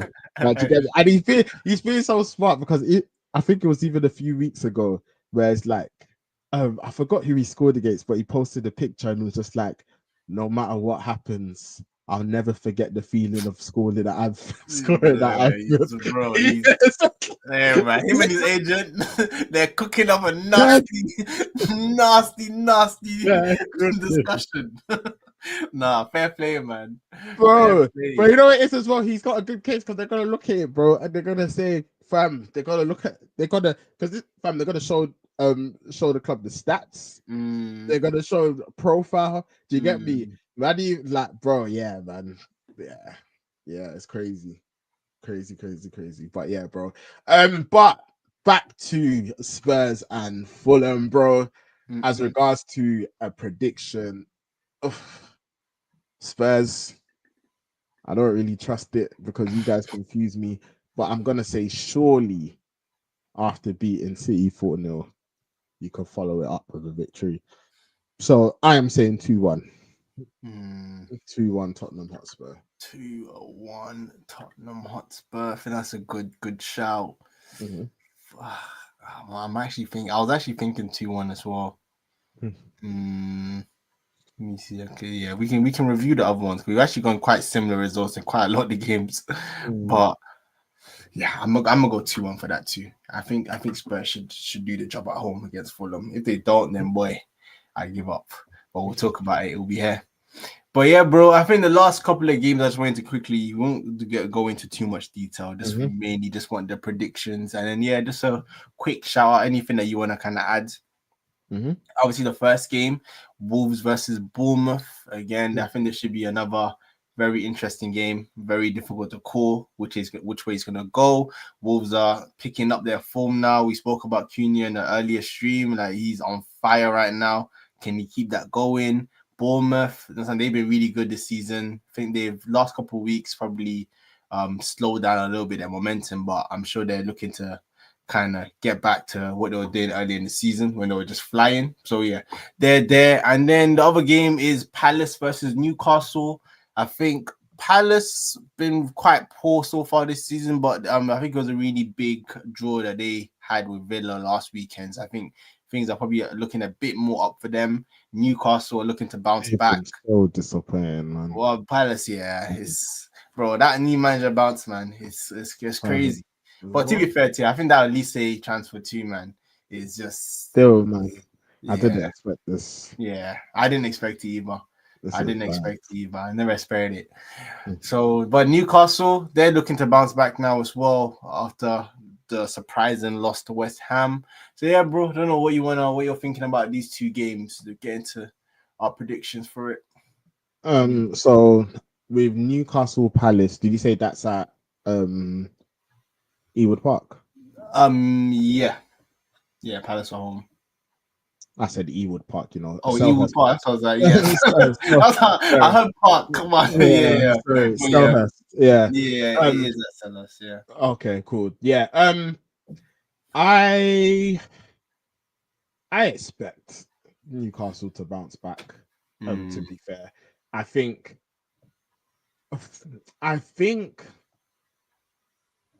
Palace did well, and I think Sarr he put in a good performance against Villa. But yeah, overall, I think I'm gonna give Newcastle the benefit of the doubt and say, yeah, that result was more so of a blip. Like, do you get me? I think before that, Isak had like been in a good Even in run of that game, form. man. Oh, Isak, Yeah, yeah, that's the striker that I need at yeah, my club, man. That guy is, yeah, he's yeah, serious. man. He's So serious. yeah, man, I see Newcastle getting the win in this one. Newcastle Um, getting the win. What are you yeah, thinking prediction wise? I am gonna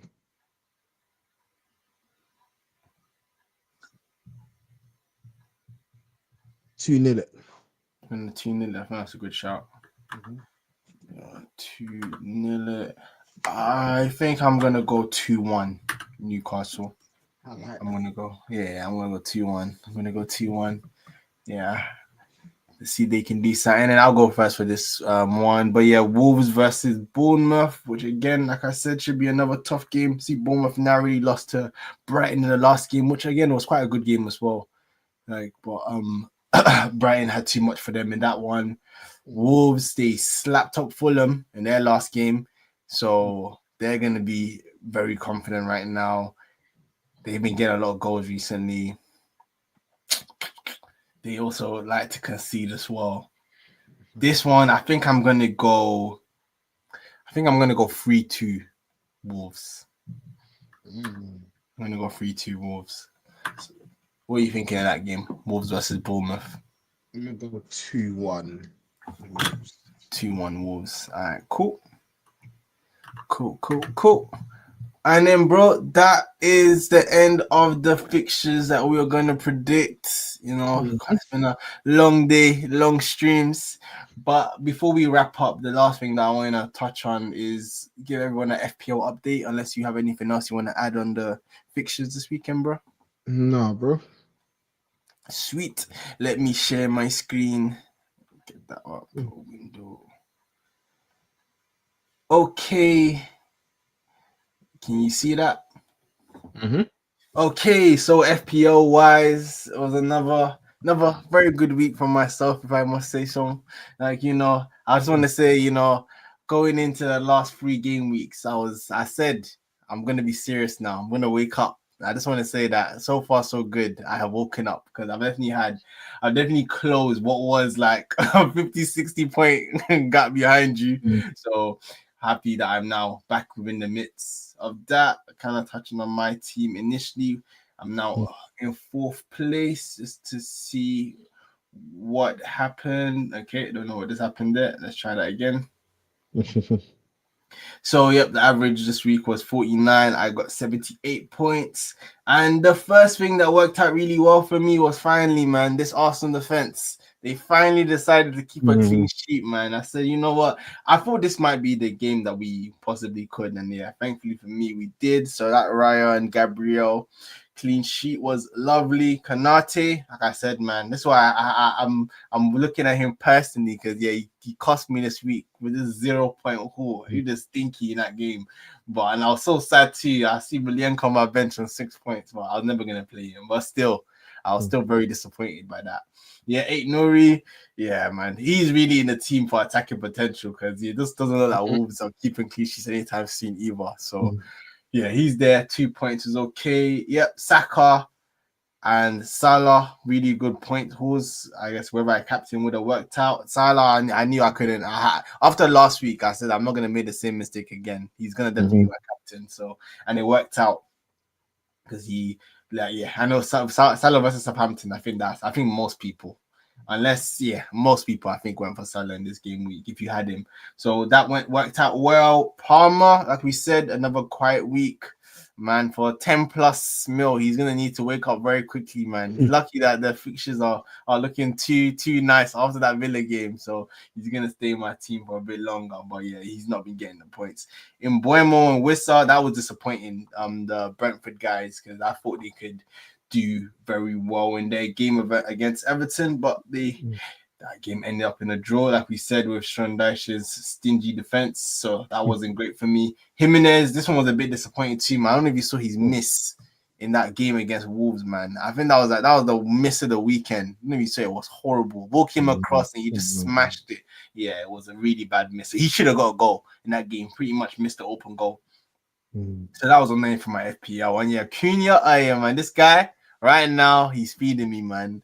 So long may it continue. So yeah, now all in all, it was a good game week. 78 points, can't complain. I think I definitely just need more of those to hopefully continue to close the gap. I think now I'm back in the midst. So now I'm looking at Bukayo, at 50 points roughly, kind of gap he has on me, or 40.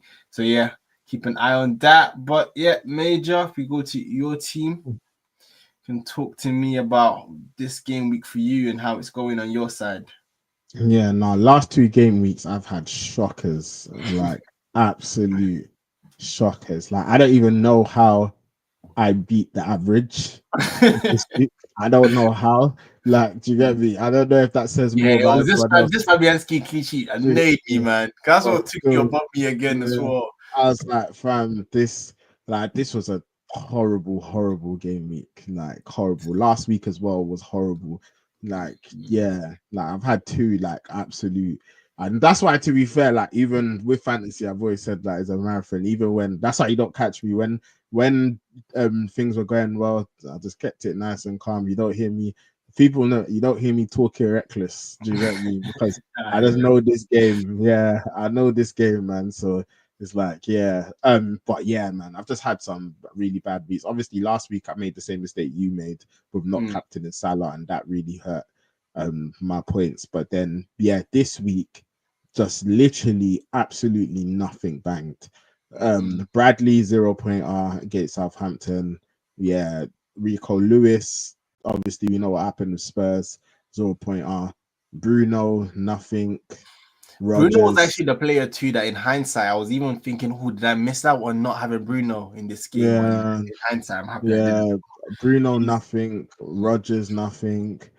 In Buemo and Palmer and Salah, they're really kind of like non-factors because most people have them. So it's like, yeah, like unless like, and again, I think this week most people are gonna captain Salah. So unless like you're captaining one of them, which other people aren't captaining, then yeah. And then yeah, man, Haaland, yeah, this guy has just been trolling, man. Like, do you get me? Obviously, he had the chances against Spurs, weren't able to put any away. And then Shan Larson, he got an assist, but that's not good enough. So like, yeah, not when Cunha's grabbing 16 points, man. Yeah. So yeah, man. Like, so overall, like, yeah, these last 2 game weeks have been, yeah, so bad. Like, yeah, they've been really, really bad. So yeah, I think Fabianski, yeah, that clean sheet was, yeah. At that point, my game week was already done. Like, I was just like, I, do you get me?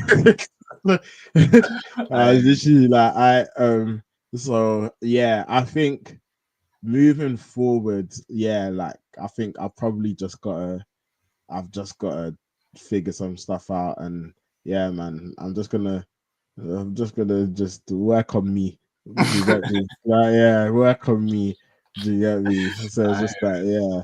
And then yeah, I'll see where I'm at in a couple of weeks, and then I'll be able to review. But yeah, currently, man, yeah, 2 absolute stinkers of a mm. game week. So Yeah, yeah, man. and like you said to FPL, man, like I think what's kind of helped me close the gap on you recently was having to risk the no Haaland and Yeah, Haaland yeah, not doing what he's needed to do. So again, yeah, I man. can Like, always it's flip as crazy as well. well. Like, things can flip so quick because Yeah. yeah, like I said, in that Spurs game with the chances he had, boom, against Brighton, the chances he had, then boom, like, do you get me? But yeah, like, it's just not falling. And then I think when it's not falling for Haaland, and then in 2 game weeks, Jao Pedro's hit double digits. I think Mm, Cunha's hit double digits. Jackson this week he hit double digits. mm, Wissa last week he hit double digits. mm. Um, Bruno last week he hit double digits, but I didn't have him then. Like, Mm, so it's just been like bare people have been eating. Like, mm. do you get me? Whilst Haaland has not been eating. Do you get Yeah. me? So it's like those big thingies of just like, yeah, it's hit my team. But hey, Mm. man, we're gonna have a team talk. Do you get me? We're gonna re-strategize. Do you get me? And then we're gonna go again. So yeah, it's crazy as well because yeah, like when I'm even looking at the elite, it's funny because I'm Mm, third, but it feels mm. like I'm eighth. Like, do you get me? Because of these two Oh, game weeks. cause Like, yeah, these two okay. game weeks have just Mm, been so bad. Like, do you get me? So it's mm. just like, yeah, like I remember like me Yeah, and it's really tight. yeah, me and Unorthodox change. We were literally like on the same points, and yeah, man, like back to back game weeks, I've had stinkers, and yeah, like Mm, he's just yeah, like again when you've got like I think he made the right captaincy choice last week with Salah again, and then yeah, like when you've got like the Cunhas and like the other players contributing, Saka as well, then yeah, man, mm. like so yeah, like I've had a couple bad game weeks, so yeah, man, I've got a like I'm even looking at this week and scroll down, please, bro. Oh, yep. What are you thinking? Oh, doing Okay, this. not quite, but Mm. yeah. I was about to say I thought I had like the worst, but I'm not quite the worst Oh, game okay. weeks of this week. This But weekend. yeah, man. So yeah, yeah. Third, but we're not happy with that, man. Like All right, cool. Yeah, no, we yeah, have, you might have to the have the highest talk that have the standards. talk of yourself that I had to have a few weeks ago. Because Yeah, yeah, right. now I'm looking, even Bendit Labukayo, I say, "Oh, brother, I'm coming straight for the I top, hear, man." But let's see amen. his team this week. Because again, like I said, man, he was the original no Haaland.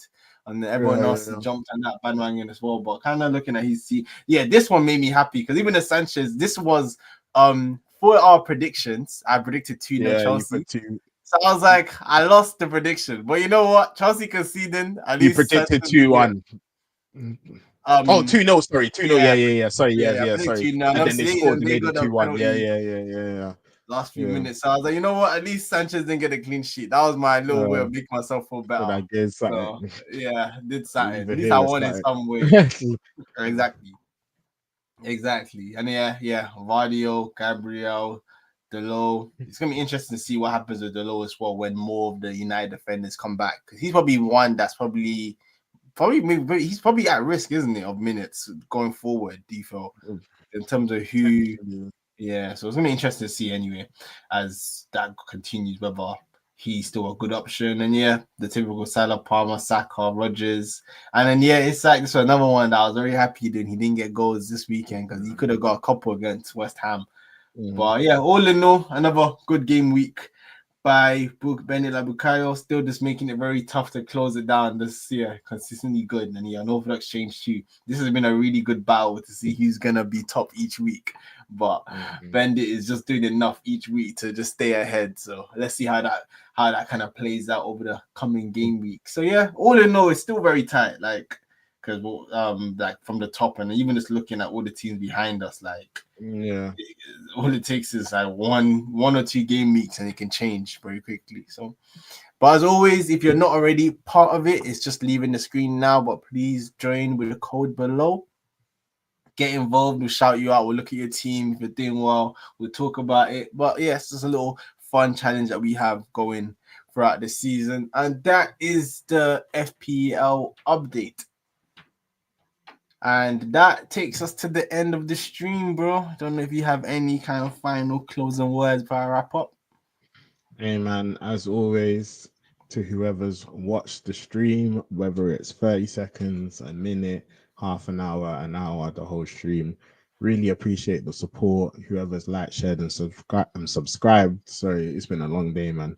Really appreciate the support. And yeah, man, like we don't take for granted like the comments and like yeah, all of the love that has been shown towards us since we started this. And yeah, man, 2 streams one day. It's been a tiring one. So yeah, man. But yeah, follow us on the socials, like on TikTok, on Instagram, like we're there. And yeah, man, like keep an eye out for like just new things and like new uploads that we're uploading on the channel. And yeah, like over the next few weeks, Ace, I don't know if you want to just like update the people, like the schedule's going to be a little bit different. So yeah. Yeah, obviously, going on a holiday, so we're gonna have to play around that in terms of yeah. Firstly, the connections, just to make sure that we can still get the streams out.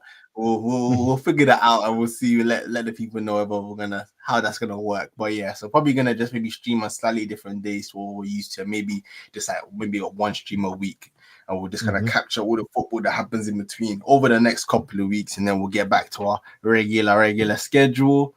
And yeah, as always, yes, thank you to everyone who has watched live, and if you're gonna watch it later, we appreciate you.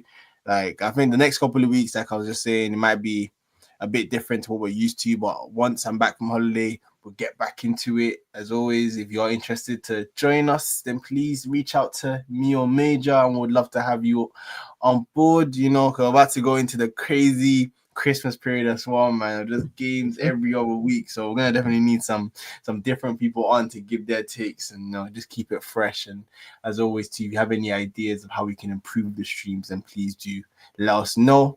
If you haven't already, then please don't forget to also leave a like. It will help us out a lot with the algorithm and help us grow. And yeah, I think that is pretty much everything I wanted to say. Pretty much. So yeah, thank you to everyone who's joined, and we'll catch you guys on the next stream.